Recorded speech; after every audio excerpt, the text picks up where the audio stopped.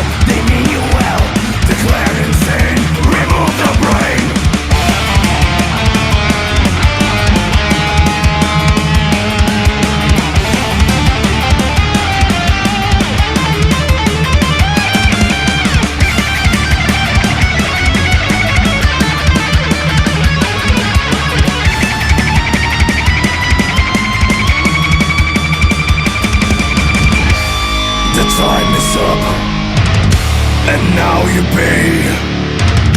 Kneel before me. say my name. The sinners cry, they fear the beast, so let them die. Tonight I feast.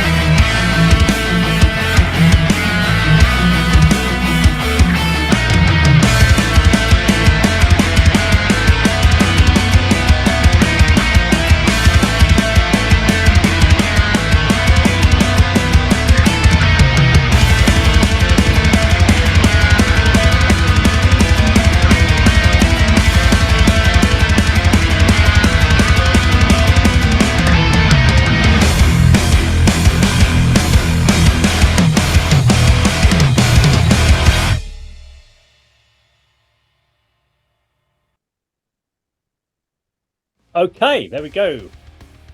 Wow, lots to talk about on that one. Let's throw it to Andy first. What's the band called? Sorry, can you just repeat before Andy starts? Okay, try. Do you want to spell it? I'll Google it. Now I will tell you. So I'm going to pull this is from their website, which they have to they've got to sort this out because they're from Lithuania, and their website has got LT, but it looks like IT. And their abbreviation is SHSH, and now it's shite, which is not a good website, guys. You can't be called shite in your website. What are they called? So, SHvininiai SHarvai, also known as SHSH or Shush, is a Lithuanian band with a name you cannot pronounce. That's from their own website. Yeah. Okay, I found them. SHvininiai. But it's not Shivani because there's no S, there's no I after the H. So Shivini. No. So I haven't found them. But anyway, go on, Andy, your thoughts on it. Go on. As you said, Dave, lots to talk about, especially with the video. I mean, you're a better man than me if you can piece together those clips and form some sort of story or, message they're trying to progress. I mean, I'm not dissing the imagery. I mean, it started off kind of sort of retro with the old TVs and things, and it goes into what I've written down here. I can't even see. There's anime, there's financial sort of imagery, there's a welder's mask with a moustache on it. I mean, there's all sorts going on there. The intro, I liked. It was kind of sort of bass leaden, and it was heavy, and then it goes kind of electro industrial for a couple of bars, and then sort of more sort of what you call sort of technical death metal. But yeah, I mean, that's a very interesting song and video that you need to go back to. I mean, the production I think was quite poor. I don't know if it come across with you guys. It was sounding very sort of muddled, very sort of muddy production, muffled in fact, apart from when there's a single guitar playing that came through sort of crisp and clear, but the rest was kind of, I don't know, just sort of buried under something. I don't know if it's just why it's come through on the computer, but as an overall track, I really enjoyed it. MK Ultra being the title, I thought, is this sort of some sort of Mortal Kombat video game tribute? Because that's a variation of the third installment of that video game. But yeah, Lithuanian, that kind of makes sense now with the sort of inflection on the vocals.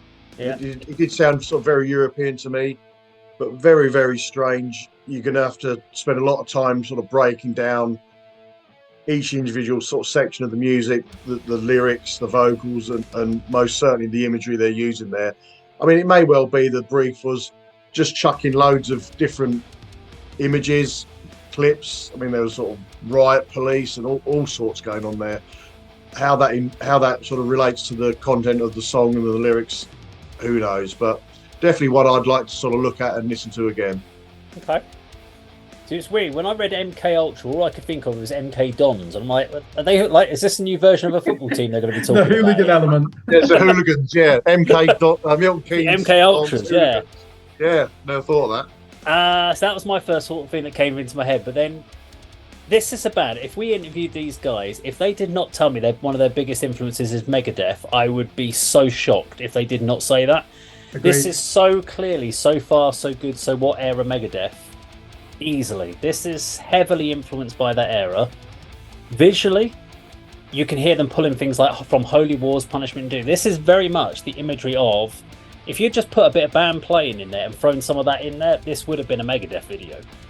But what they've done is they have literally just gone in there with throwing random images of different things like gene therapy. And now all of this is all about basically the end of the world kind of thing and society destroying itself.